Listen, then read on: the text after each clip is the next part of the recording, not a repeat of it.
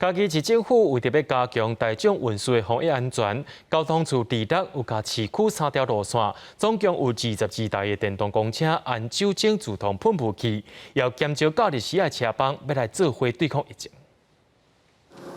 上公车进前，手会当先来喷酒精，佮加上原本的空气杀菌设备。嘉义市政府希望伫疫情这段时间，互有需要来坐公车的民众会当较安心。在这一个车门的附近，就可以做这样子的一个清洁消毒的工作。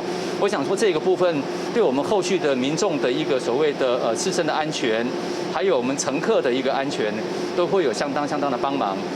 嘉义市政府交通处昨日伫市区3条路线，22台电动公车出入口边仔，拢装设酒精自动喷雾设备，方便民众消毒手。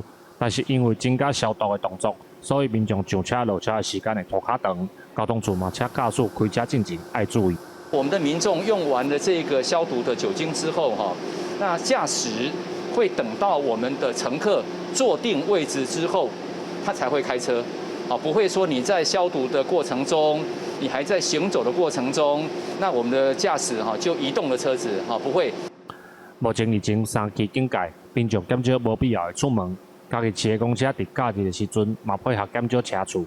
业者呼吁要坐大众运输工具，唔能爱配合防疫措施。如果有发烧、咳嗽的症头，请唔通来坐车，以免造成传染的风险。记者林伟霆，嘉义报道。